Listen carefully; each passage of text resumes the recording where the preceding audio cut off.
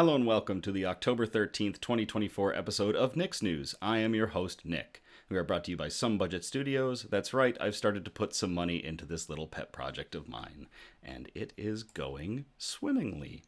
We're on every Sunday, and I thank you all so much for tuning in or catching the replay on the Facebook page or the YouTube page. That's right, you can catch us live on Facebook and YouTube. We are simulcasting. Hooray! This is a program dedicated to bringing some good news to combat all of the bad news that we are bombarded with on a daily basis, with the hope of bringing a little bit of joy back into the world. Several of our articles are pulled from sites like goodnewsnetwork.org or goodgoodgood.co, but we do appreciate articles that are sent in by you, the viewers. And it's normally counter. I said combat because we are fighting bad news as of late. My gosh, is there an abundance of it. Hello, Cassidy. Hello, Julie, checking in the Facebook stream. Very cool. Hopefully everything is up and running well after our pre-recorded episode last week. And now we are back to live episodes. So, and of course, it is the dreaded pumpkin beer episode. Once a year, I will drink a pumpkin beer. I do not like pumpkin beer. I'm fine with pumpkin pie. I'm fine with most pumpkin products except for pumpkin beer. I don't know what it is. It gets to me. So, I have hopefully chosen a banger that is going to do me right, despite my aversion to pumpkin beer. And that beer is... Hold this up for the camera. There it goes. This is Pumpkin Maple Marty by Prairie Artisan Ales. This is a 13.9% ABV high-octane Imperial Stout. It's brewed with, it's aged in maple bourbon barrels, and then it is also brewed with coffee, pumpkin spice, or pumpkin pie spice, vanilla, espresso, and lastly, pumpkin. I am hoping that everything else in this bottle and the ridiculous ABV will be enough to get the pumpkin taste out, but we'll see. Oh boy. We are going to be enjoying it in a special glass that I won. Julie, one of our Nick's Newsies, hosted a chili cook-off, and I somehow won. And Julie, thank you very much for hosting. It was fantastic. And I won this cup, so I'm going to drink our news brew out of this cup. Normally an Imperial Stout, you would be drinking out of like a snifter because it's really ostentatious, or you would be using like a teku glass. I am going with a wine glass, effectively. Cassidy in the Facebook chat is going to have a pumpkin cider with us. We've got the Balisong bottle opener.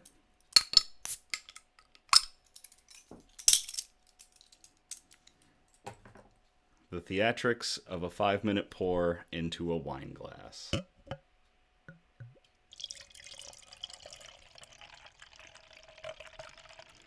It's a thinner stout than I expected.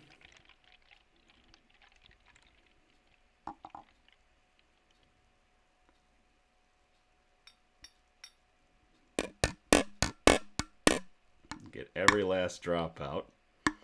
And normally I catch that last drop, but I'm going to wait and instead put this down. There we go.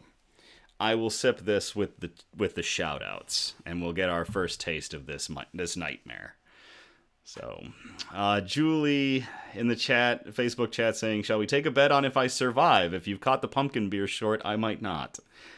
Producer Donna saying it doesn't count as much as a pumpkin beer as much as it does a coffee beer. And also asking if I should do a different one. I don't like that. Why is my producer working against me? No, Charlie, you didn't miss anything. Charlie checking in on the Facebook chat. And no, I haven't taken the first sip yet. Let's move into our shout outs so we can start sipping. Let's see. Okay, so for tonight, we have a shout out for Steve, aka that sweet and nutty guy.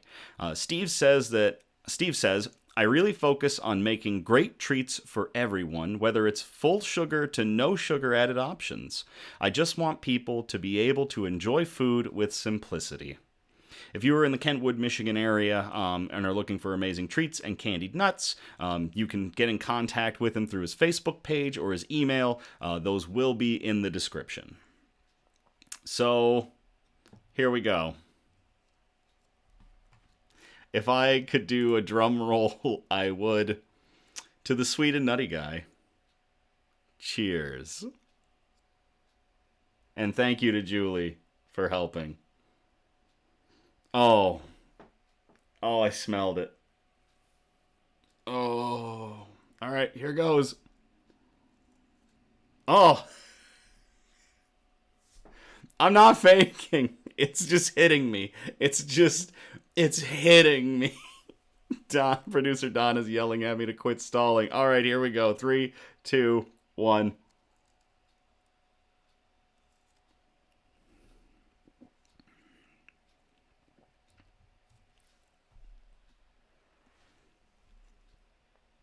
It's not enough. It's not enough. Pumpkin Maple Marty, you've let me down. There's not enough maple. There's not enough espresso. There's not enough alcohol. It needs to be like a 17%, like a triple mash dragon's milk, or a 120-minute IPA from Dogfish Head. Oh my god. Ugh. It's a perverted version of my favorite beer style, and I have to drink all of it. This is gonna be a sad day. This is gonna be a real sad day. Okay.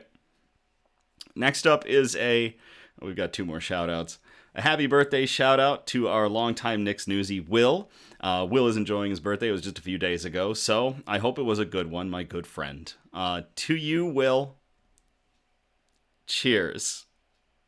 And happy birthday.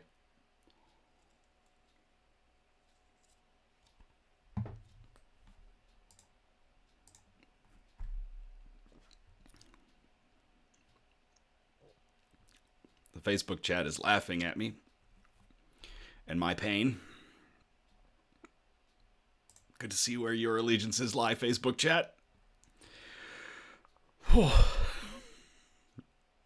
Last one is for our graphic designer, Grayson of Graphics by Ashford.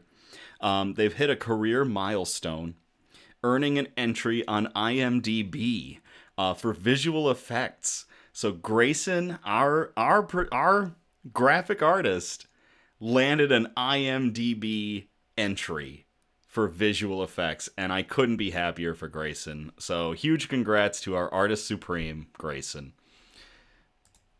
Grayson, cheers.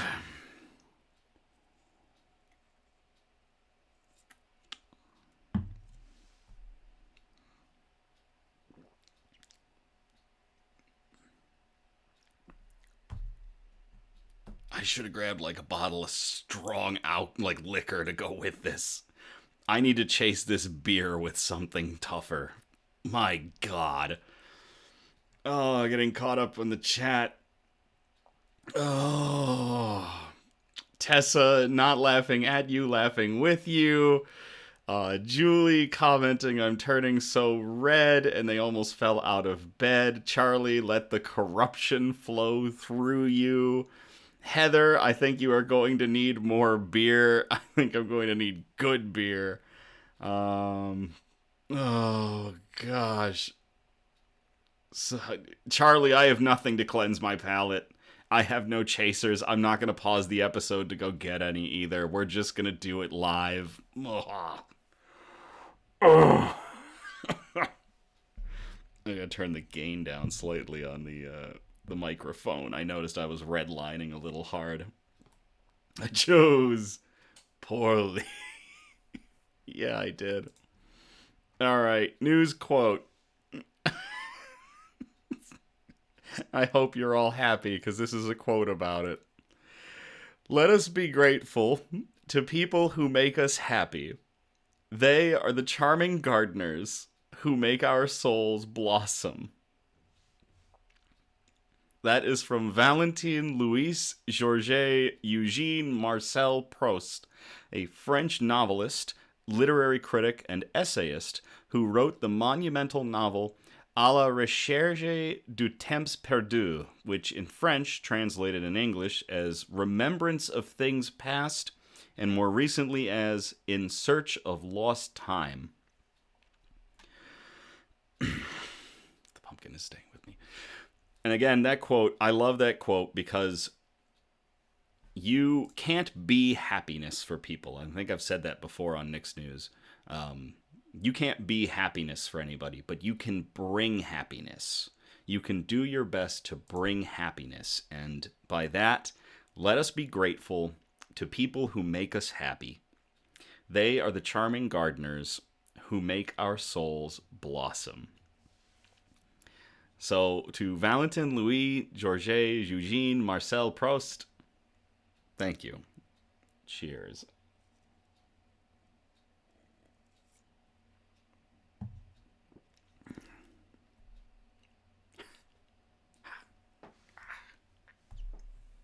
Oh, God.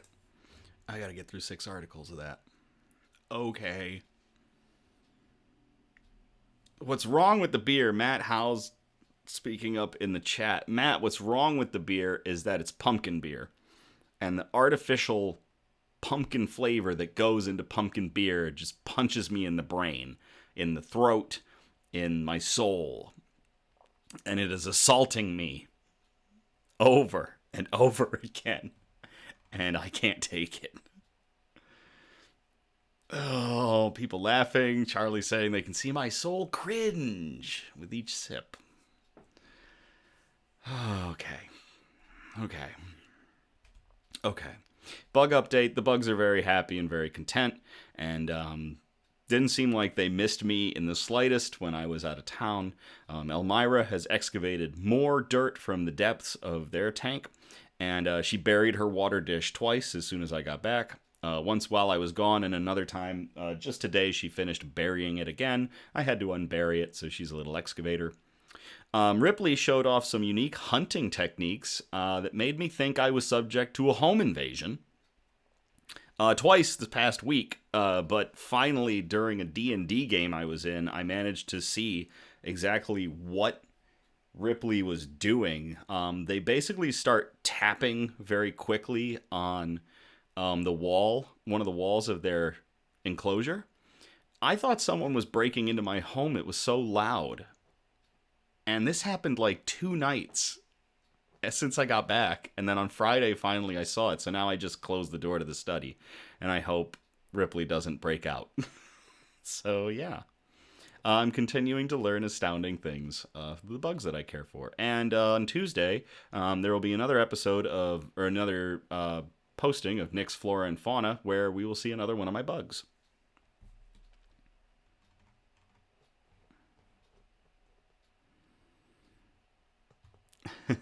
Heather in the Facebook chat, it's a once-a-year pumpkin abomination. Charlie, it's a hate crime against my taste buds. Matt now knows what can kill me. And Julie confirming it is my kryptonite. Charlie following clever girl testing the durability of a cage. So she's not testing the durability of her cage. What she does is she rapidly taps the back plate of her enclosure. And I think it's to get things to move. They don't have good eyesight at all. Tailless whip scorpions have poor eyesight, but they have amazing sensation of motion around them, vibration especially. So I think she's tapping to either maybe something like echolocation or to stir up other bugs around her so they move, so she can find them and eat them.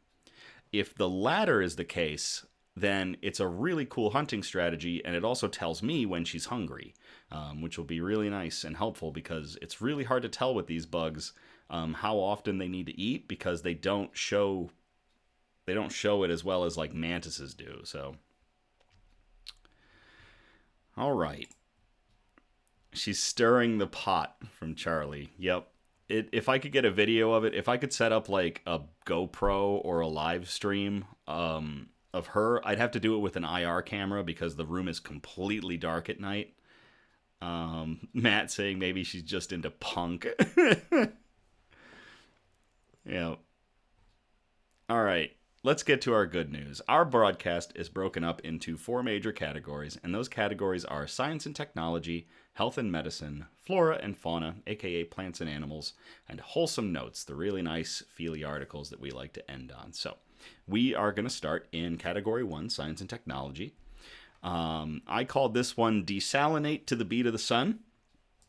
I will copy and paste this into the chat if y'all want to read along.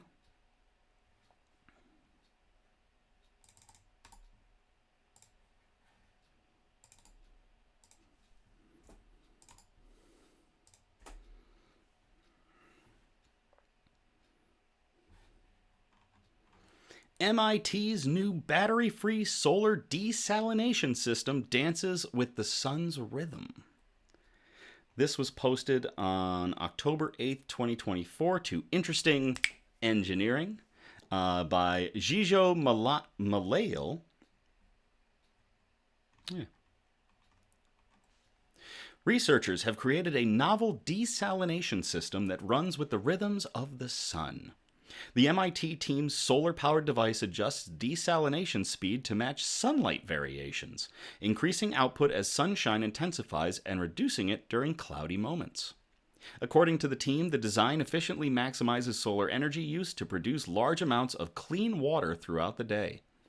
Moreover, unlike other solar-powered desalination systems, the MIT design operates without additional batteries or external power sources like grid electricity. The system is expected to provide significant cost savings compared to conventional desalination technologies. The main savings stem from reduced energy costs, which are a major operational expense in traditional methods, particularly reverse osmosis, which relies on grid power. Matt saying, so last few nights the water tastes like Skittles. Taste the rainbow. Compared to reverse osmosis, electrodialysis membranes usually last about 3 times as long. Amos Winter, the Germeshausen Professor of Mechanical Engineering and Director of the K. Lisa Yang Global Engineering and Research Center at MIT, told Interesting Engineering in an email interview. Do not do a drinking game when involving me saying the word engineering and doing my little snap because you will not last. Winter and his team, including former MIT postdoc Wei He, built on a previous design to improve desalination through flexible batch electrodialysis. Unlike reverse osmosis, which uses pressures to filter salts, electrodialysis employs an electric field to remove salt ions via ion exchange membranes. That's pretty cool. Powering desalination with renewable energy is particularly difficult for reverse osmosis, requiring a consistent energy supply. The MIT team focused on electrodialysis, creating a system that adapts to solar energy variations. Their model-based control system optimizes water flow and voltage for maximum salt removal. Field tests showed a 77% solar energy usage, significantly improving previous designs. Very cool. We could only calculate every 3 minutes, and in that time, a cloud could literally come by and block the sun. The system could be saying, I need to run at this high power, but some of that power has suddenly dropped because there's now less sunlight. So we had to make up that power with extra batteries, said Winter in a statement. Oh no, it has begun. Heather and Matt are now debating how to make a Nick's News drinking game. It's going to involve mantises, engineering, etc., etc. Good luck, everybody. In their latest work, researchers eliminated the need for batteries by reducing the system's response time to just a fraction of a second, adjusting the desalination rate 3 to 5 times per second. This rapid adaptation allows the system to respond to sunlight changes without relying on extra power. The key innovation is a flow-commanded current control strategy, which adjusts water flow and electrical current based on the available solar power, maximizing desalination efficiency. Very cool. Winter explains the system continuously adjusts the flow rate and current to match increasing solar power, reducing the need for battery buffering by responding quickly to changes. The engineers integrated the new control strategy into a fully automated system designed to desalinate brackish groundwater for a small community of 3,000 people. Tested for 6 months at the Brackish Groundwater National Research Facility in Alamogordo, New Mexico, the prototype operated under varying solar conditions. On average, it utilized over 94% of the solar panel's electrical energy to power desalination, demonstrating a high efficiency throughout the trial.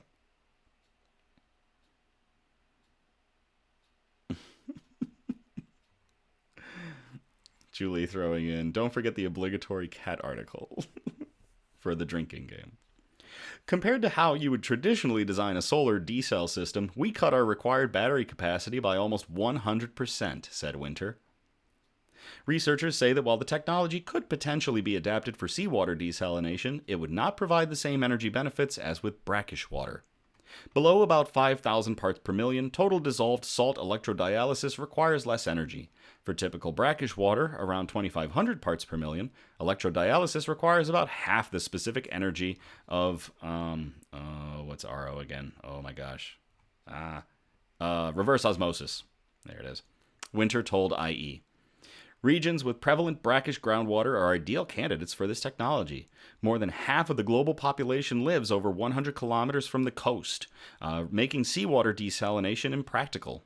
Areas with high water stress, such as India, North Africa, and the Middle East, present promising markets.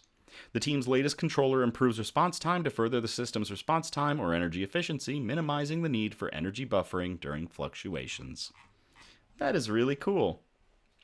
To everybody on the MIT team working to build new desalination systems utilizing just the beat of the sun, cheers.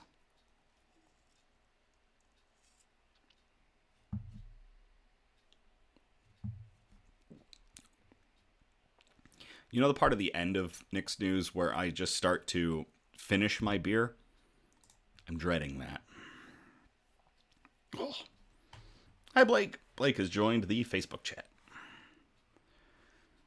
Okay. So that gets us out of science and technology. We're going to move on to category 2, health and medicine. And this first article comes from Ed. I called it Taking Out the Mental Trash. And I will copy and paste this into the chat if you all want to read along.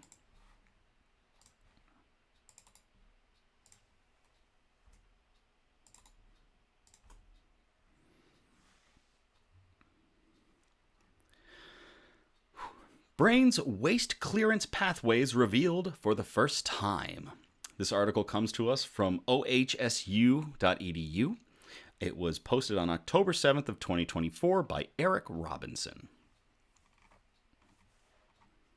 Scientists have long theorized about a network of pathways in the brain that are believed to clear metabolic proteins that would otherwise build up and potentially lead to Alzheimer's and other forms of dementia. But they had never definitively revealed this network in people until now. This kind of is a follow-up article. I know we did one where they were discovering the pathway, but that was actually in mice analogs. Now it seems we have finally found the correct path the trash needs to go out in humans. So this is going to be very cool.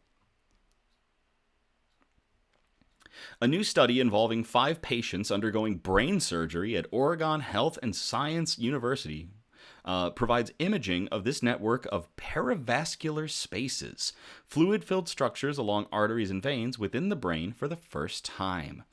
Nobody has shown it before now, said senior author Juan Piantino, MD, Associate Professor of Pediatrics Neurology in the OHSU School of Medicine, and a faculty member of the Neuroscience section of the Pape Family Pediatric Research Institute at OHSU.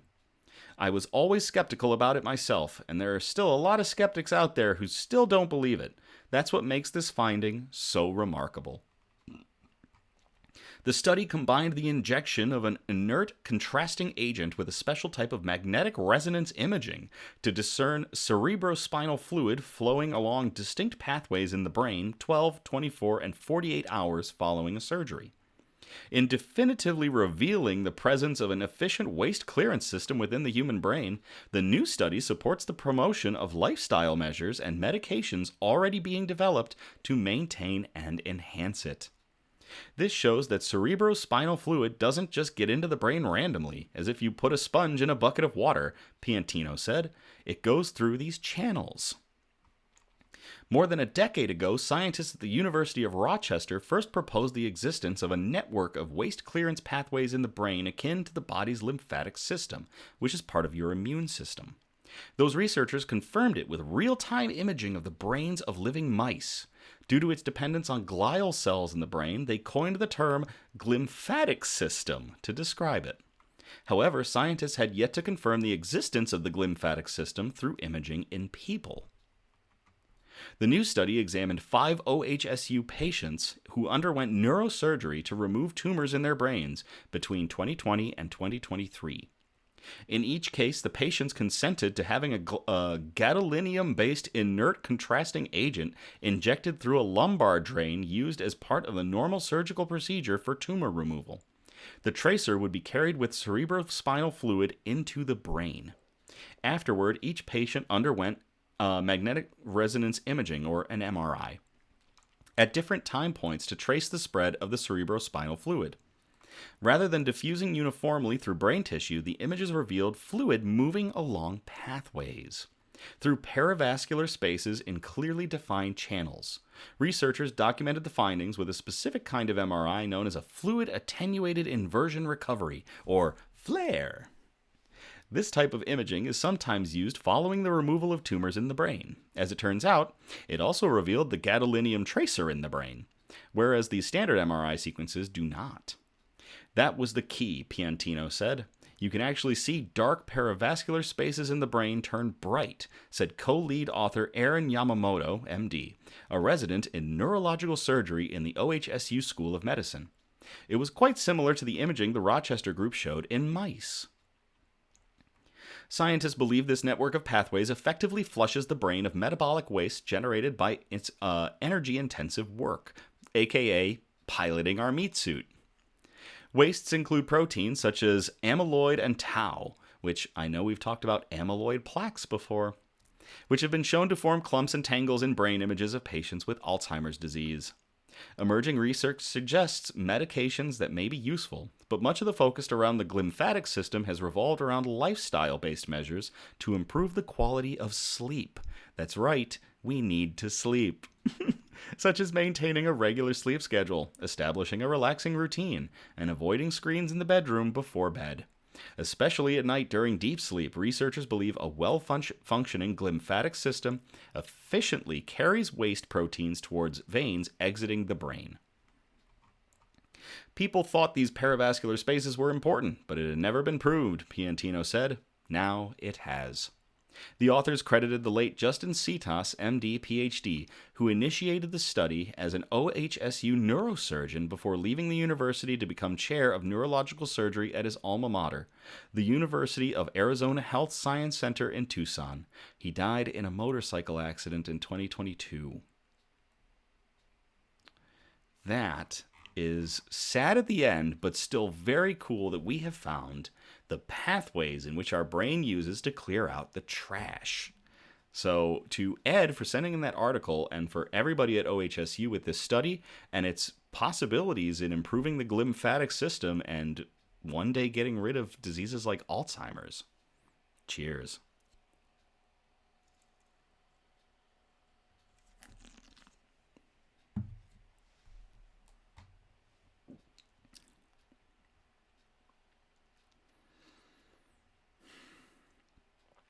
I am doing a fan-requested beer next week, which means I'm not going to get back to stouts on Nick's News for 2 weeks.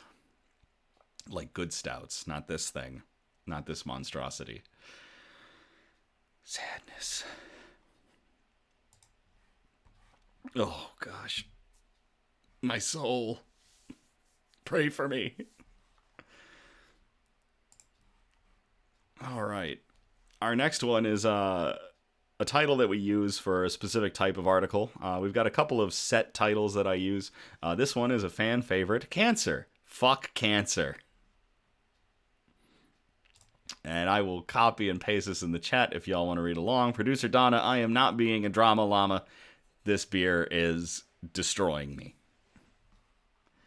I can bring a stout to the game. Thank you so much, Heather. All right, let me copy and paste this in the chat.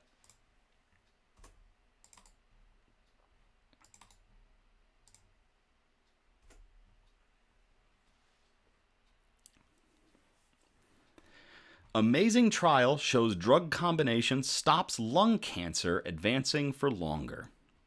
This was posted in The Guardian. It was posted on... Sometimes with Guardian articles I have to hunt around. There it is. Friday the 4th, October 2024 by Andrew Gregory, who is the health editor.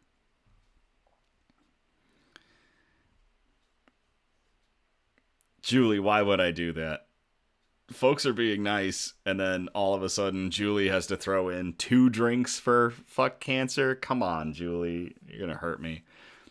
Charlie asking what my favorite stout is. So, that's a tough one. There's several stouts that I really enjoy. Usually, Prairie Artisan Ales makes a slew of fantastic stouts, as does Angry Chair. Yeah, Angry Chair Brewing down in Florida. I also really enjoyed the Dragon's Milk variants. I love Dragon's Milk as just a stout that I can put away like it's water. So all the variants are really tasty, and the triple mash is just like absolutely fantastic. But that's because I love really high ABV beer. I also really like the Goose Island Black Friday Stout variants. I have several bottles of Goose Island Black Friday Stout down in my beer fridge. And anytime I can pick up variants, I grab them. I grabbed 2 when I was in Boston that I didn't even know came out, and I'm super excited to drink them at some point. But yeah, so that's a list of my favorite stouts.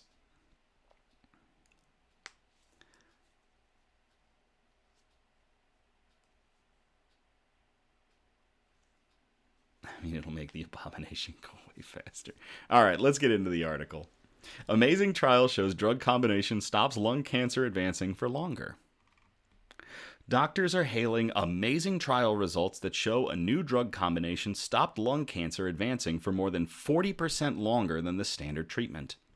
Lung cancer is the world's leading cause of cancer death, accounting for 1.8 million deaths every year. Survival rates in those with advanced forms of the disease where tumors have spread are particularly poor. Patients diagnosed with advanced forms of lung cancer who took the combination of amivantamab and lazertinib, we're going to call it lazertinib because that sounds cooler, were still alive with no progression in their disease after 23.7 months on average, according to data from the global study. Average progression-free survival in patients using the standard drug osimertinib was 16.6 months, the trial found. So this drug combination is adding an extra almost 8 months to the longevity of individuals. Lung cancer is extremely aggressive. So any chance of increasing the lifetime of patients afflicted with it is a win.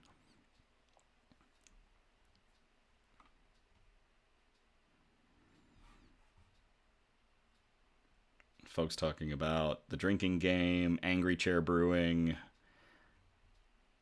Heather causing me lots of pain in the D&D game I'm in with her. All right. Experts said the breakthrough came amid a golden age of cancer research where a greater understanding of what spurs on specific tumors is informing better ways to beat the disease. Professor Martin Forster, a medical oncologist at University College Hospital and the trial's chief investigator in the UK, said, "Better understanding of the biology that drives lung cancers has guided the development of these targeted therapies.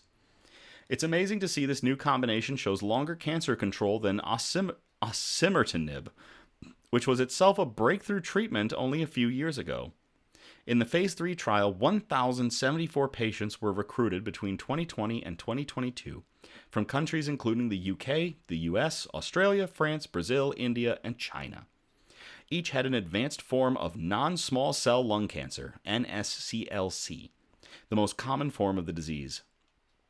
In the UK arm of the trial, patients were recruited from the University College London NHS Trust, the Christie in Manchester, the Chelsea and Westminster Hospital in London, the Nottingham University Hospitals NHS Trust, the Royal Marsden NHS Trust, and the Edinburgh Cancer Centre at Western General Hospital. Whew, that's a lot. Everyone in the trial also had a mutation of their epidermal growth factor receptor, the EGFR gene, found in as many as a quarter of global lung cancer cases and about 40% of cases in Asia. Among cancer patients, an EGFR mutation is more common in women than men, and in people who have never smoked or have been light smokers. Patients in the trial were randomly assigned to receive either the drug combination of amivantamab and lasertinib, the standard treatment for this group of patients, osimertinib, or lasertinib. Amivantamab is a monoclonal antibody, while lasertinib is a tyrosine kinase inhibitor. Both drugs target cancer cells to halt their advance. Professor Rafael Califano, a consultant in medical oncology and the trial's principal investigator at the Christie, said, "By combining these two drugs, which stop the cancer from growing in different ways, we see a significant improvement in progression-free survival rates compared to the drug we currently use." Survival rates for lung cancer are still very low compared with other types of the disease, and to see such positive results is a welcome development. In August, the drug combination was approved by the Food and Drug Administration in the U.S. Doctors involved in the trial hoped the treatment might also be available on the NHS in future. My laptop decided to really ramp up for a moment. This is why we're going to upgrade our tech probably in November.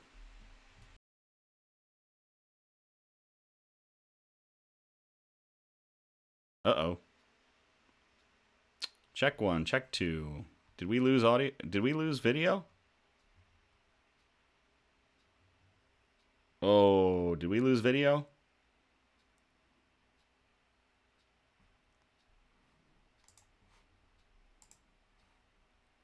We lost video?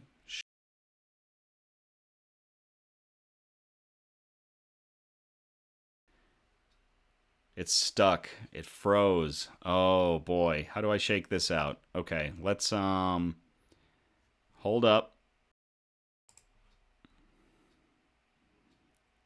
Still stuck.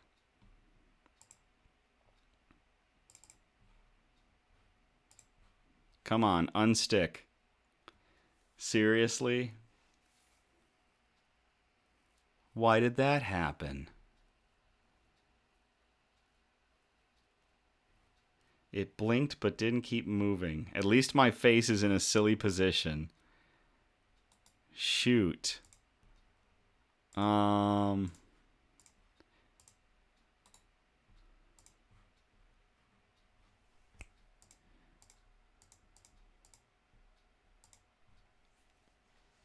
Okay. Are we back? Is everything working again?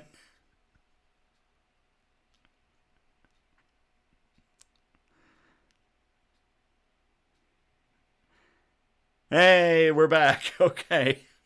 So now I know how to troubleshoot that if it happens again in the future. I am so confused as to why it suddenly did that. Everything working is debatable. Okay, we're back. Hey, Ben. All right, let's keep going. Most of the patients experienced some side effects.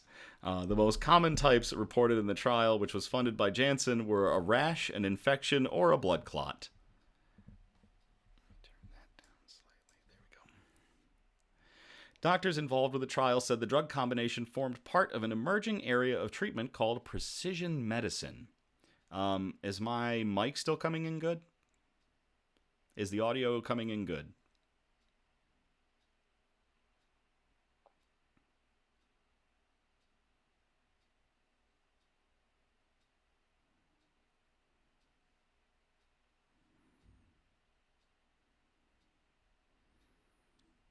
Just waiting. I know the audio dropped. It's there, but low. Interesting. Audio is fine. So it's a little across the board. I'm going to bump the gain up just a little bit, and we'll run with that. So tell me in the chat if anything goes wrong, and we'll keep going.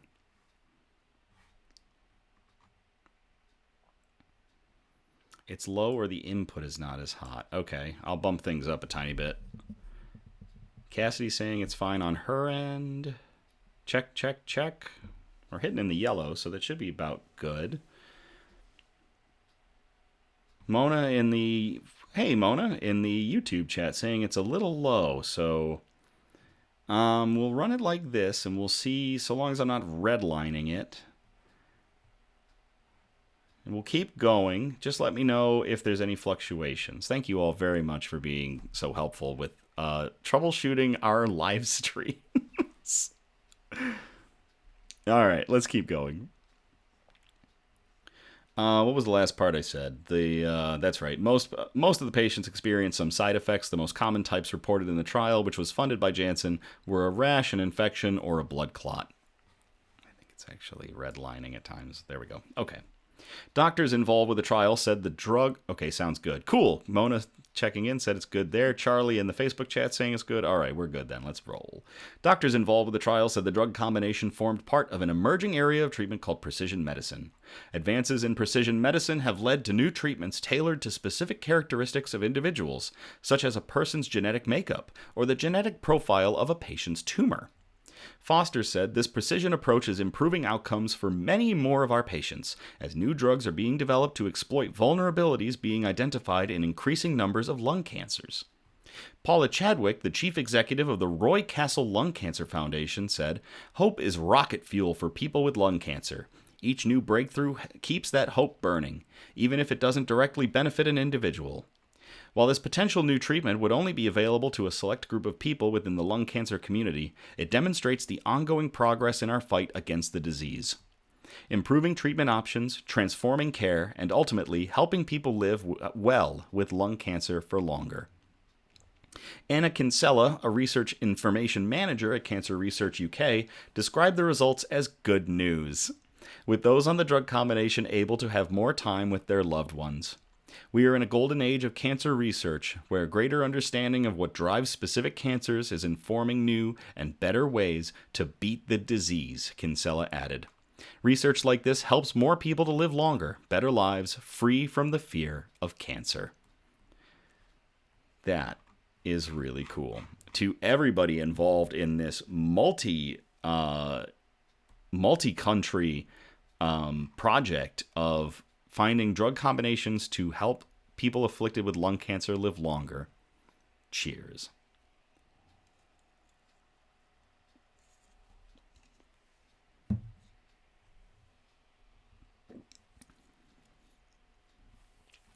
It's like varying levels too. It's not just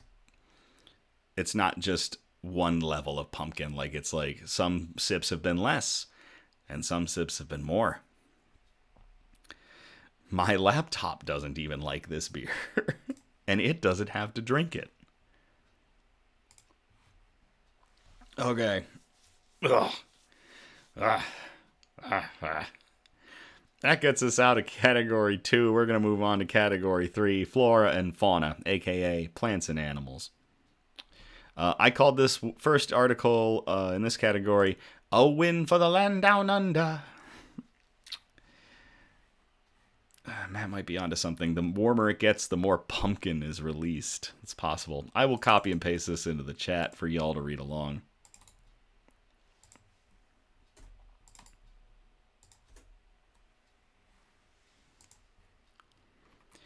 Huge environmental win. Australia to protect 52% of its oceans, more than any other country. This article was posted on goodnewsnetwork.org and a host of other sites on October 10th, 2024 by Andy Corbley. Charlie, it is getting worse as the temperature ramps up. Matt is exactly right. As stouts warm, they tend to open up with the nose, the smell of the beer, as well as the flavor profile. The pumpkin is just it's full bore to the front of the line and is just striking me violently. Let's get into this article. Over 10,000 square miles of additional protected area will be added to the Heard and McDonald Islands in Australia's far southern territorial waters. Coupled with other expansions of existing marine sanctuaries, it puts Australia on course to have 52% of its ocean territory protected, more than any other nation, by the end of the current administration's term. This is not just a huge environmental win for Australia, it's a huge environmental win for the world, said Australian Environment Minister Tanya Plibersek. There is a unique and extraordinary part of our planet. Or this is a unique and extraordinary part of our planet. We are doing everything we can to protect it. Located over 2,000 miles south of the Australian continent, Heard and McDonald Islands take up about 144 square miles of volcanic terrain that represent one of the most remote places on Earth. They are important breeding grounds for 19 species of bird, including 4 species of penguins, but dozens of other bird species take refuge there. It is a UNESCO Natural Heritage Site and a Ramsar wetland, in addition to being an Australian National Marine Sanctuary. The quadrupling of the sanctuary borders amounts to 11.5 thousand square miles, or 30,000 square kilometers for folks that haven't landed people on the moon, of additional protection, but represents 1/10 of the total proposed expansions of marine protected areas. Under the current guidance, prepared by nationally sanctioned scientific surveys, the total marine protected areas will make up an area the size of Italy. The current administration of Prime Minister Anthony Albanese is seeking to establish a new environmental protection agency, as well as set a high bar for the country's commitments to an international philosophy of conservation governance known shorthand as 30 by 30, or 30x30 or 30 by 30. Which states that to prevent the worst effects of general environmental degradation worldwide, 30% of land and waters should be under protections. Often, the second 30 refers to a hypothetical 2030 deadline. Well, that is really cool. Julie rhyming in the chat in Facebook. Nick talks about the land down under while his beer plots his sunder. He better run. He better take cover. Good one, Julie. To everybody in the current administration for environmental protection in Australia for increasing protection to 52% of your ocean area. Cheers.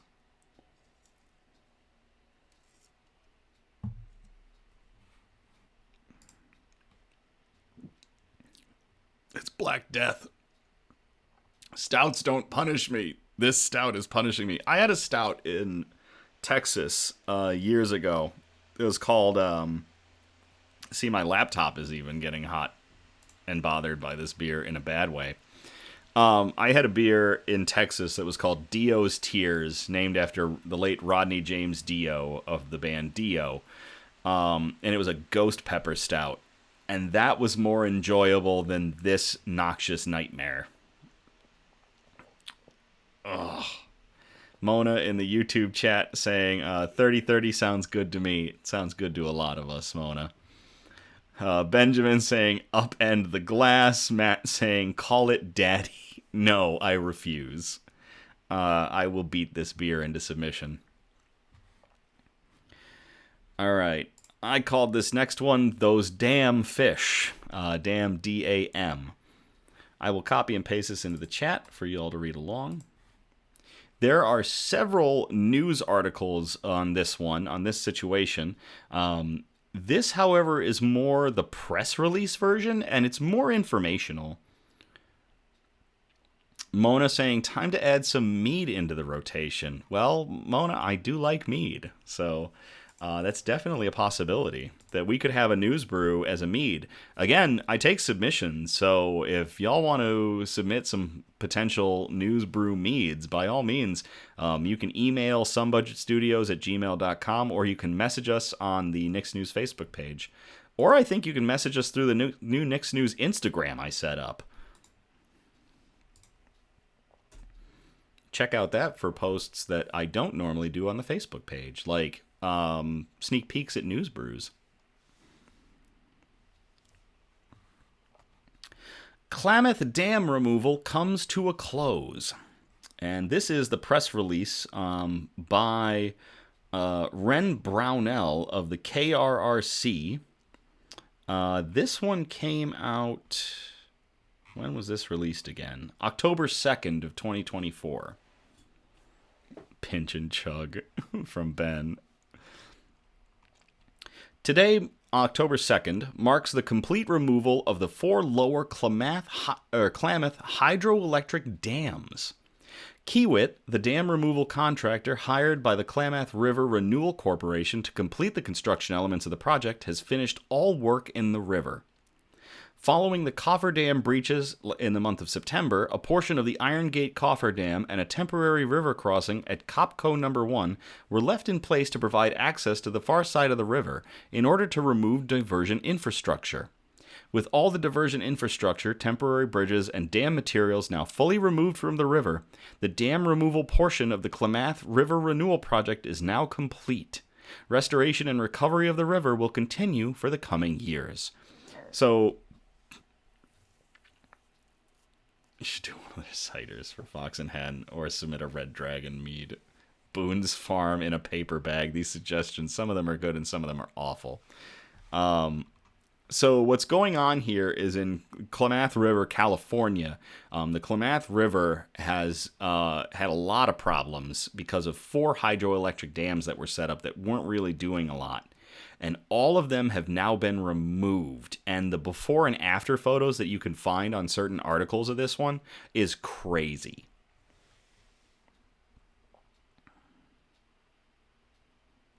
And there was, Mona in the YouTube chat saying there was an Associated Press story, salmon swim freely in the Klamath River for first time in a century after dams removed. There was that article. There was also one on goodnewsnetwork.org. Went with the press release because it was more of the information forward, and I'm able to explain it, but great areas to see, great different articles to look up and see what's been going on with this project. Klamath. The Klamath, okay. Together, Copco No. 1, Copco No. 2, J.C. Boyle, and Iron Gate dams had blocked fish passage and impaired water quality for more than a century. All 4 were hydroelectric dams that did not provide irrigation or drinking water and were not operated for flood control. Following decades of advocacy, led by area tribes and supported by conservation advocates, commercial fishing organizations, and the states of California and Oregon, federal regulators approved the removal of the dams back in November of 2022. Ownership of the project was then transferred to the Klamath River Renewal Corporation, the KRRC, the organization that was created to oversee the removal of the dams and related restoration of the previously submerged lands. Copco No. 2, the smallest dam, was removed in the summer of 2023, and in January of 2024, the Copco No. 1, the J.C. Boyle, and the Iron Gate reservoirs were drained, and deconstruction began in the spring. Massive amounts of concrete, earth, rock, and clay were removed from the river channel as part of the dam removal process. With these obstructions now cleared from the mainstream river, fish once again have access to more than 400 stream miles, including the tributary creeks and streams of the habitat in the upper Klamath Basin.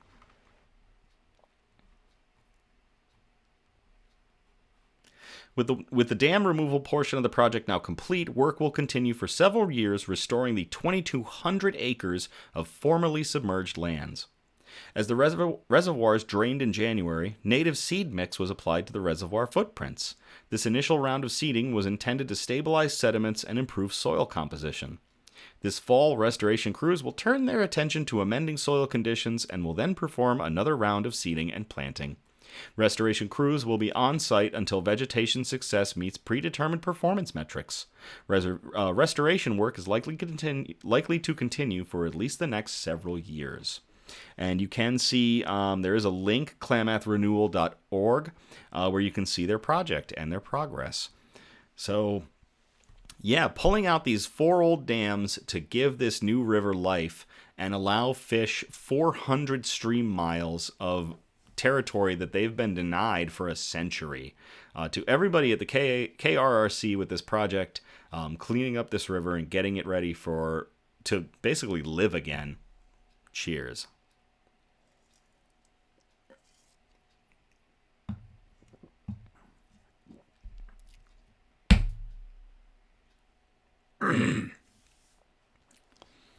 Donna and Mona in the YouTube chat talking about this. Mona is very familiar with the area, and it was Donna's old stomping grounds. Such beautiful areas. Super happy to see it's being done. Mona grew up in Eureka and went to college in Eureka and Arcata.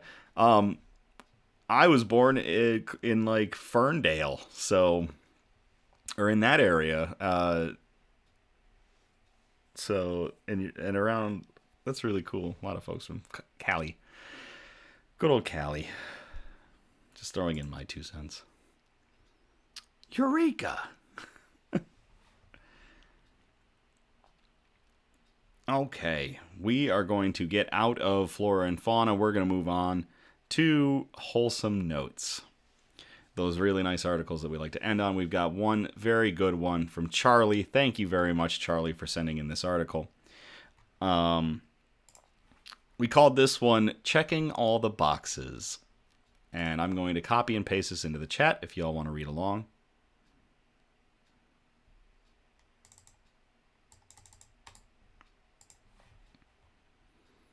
Julie saying that they lived for 4 years in Walnut Creek. Very cool.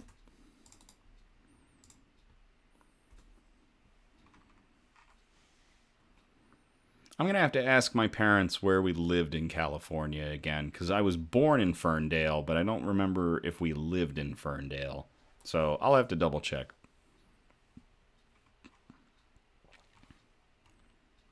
How a 107-year-old woman is using tiny boxes to help the homeless. This article was posted to 13 on your side. It was posted on October 10th of 2024 by Riley Mack.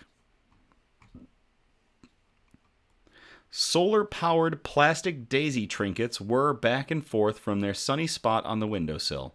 A colorful bird clock coos each hour that passes. Family photos dangle from strands of silver tinsel on the walls.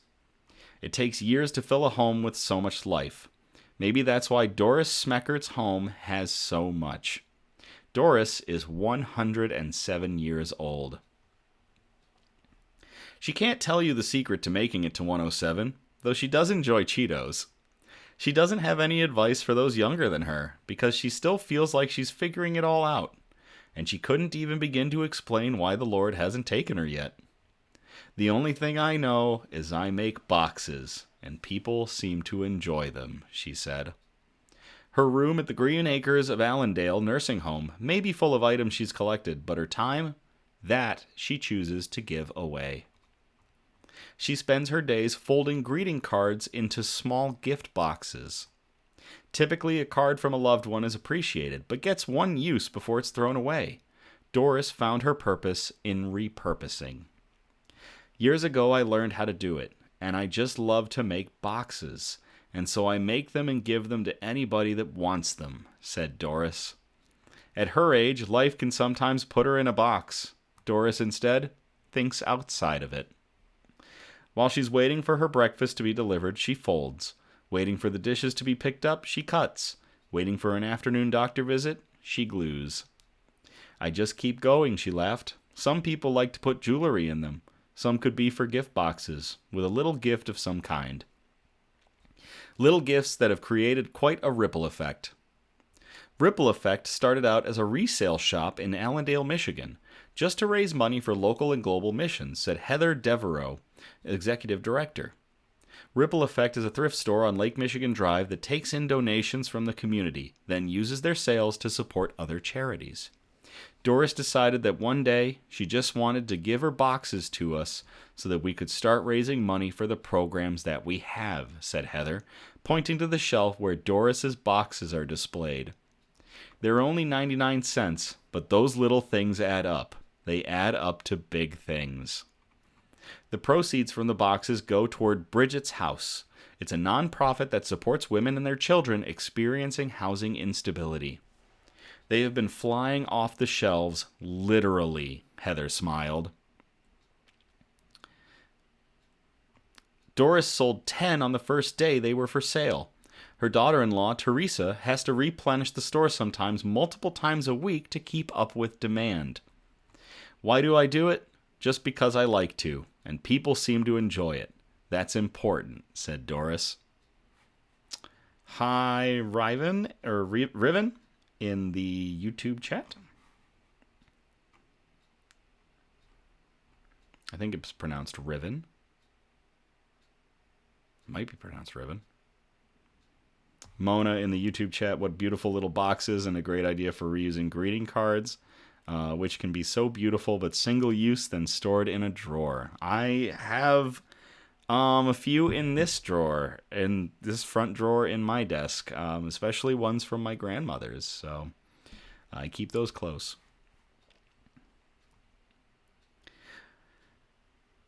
Doris sold 10 on the first day they were for sale. Her daughter-in-law, Teresa, has to replenish. The fact that she's 107 years old is unbelievable in and of itself, let alone that every day she's just dedicating her life to helping other people, smiled Heather. Why do I do it? Just because I like to, and people seem to enjoy it. That's important, said Doris. It really does make an impact, and it can really change our world, and Doris is doing that one box at a time, said Heather. Good things come in small packages. The trinkets in Doris's home prove it true. But with the small packages Doris makes at her kitchen table, as her oxygen tank whirs by her side, it's hard to tell who is breathing life into whom. My fingers aren't too good anymore, so I might have to give it up someday, said Doris, smiling. But as long as I can. To Charlie for sending in that article, and for Doris and the little boxes she makes that raise money for the homeless. Cheers.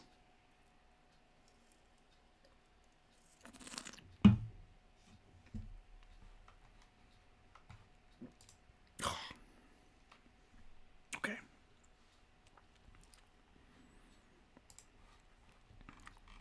Well, that is about it. That was 6 great articles for tonight. Thank you all so much for all of the contributions you provided. Everybody sent in a ton of great articles. I'm going to be probably having to do another cool news at some point and just going through an hour of the cool news y'all have sent in. But these good news articles have been really good. Thank you very much for sending them, folks. To Ed and to Charlie this time around. Really good ones for health and medicine and that wholesome note.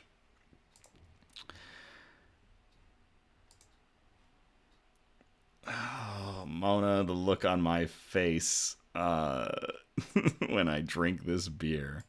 Well, just wait until I'm finishing it, because we are going to get into our outro. Which, thank you all again for tuning in or catching the replay on either the Knicks News Facebook page or the YouTube page.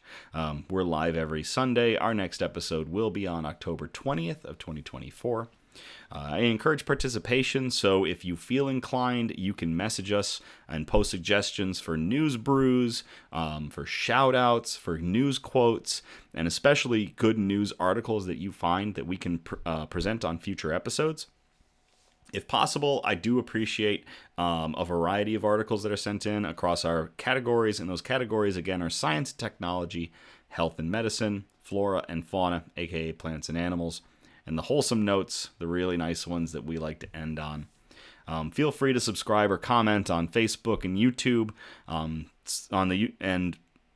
feel free to like, subscribe, and comment on the Facebook and YouTube videos, so we can get good news and joy into the algorithm. We're still trying to figure it all out, and I'm never going to tell anybody to do anything, but I really do appreciate every single one of you that has liked, subscribed, and commented on the Nick's News, the Facebook page, the YouTube page, the videos, our posts. It's fantastic. I love all of the interaction. And we do have an Instagram page. Links are in the descriptions of the Facebook page and the YouTube page. So you can find that there if you ever want to mention those or take a look. Again, there's going to be things popping up in there that don't normally get posted to the Nick's News page. So keep an eye out if you want to see some news brews or some other stuff ahead of time.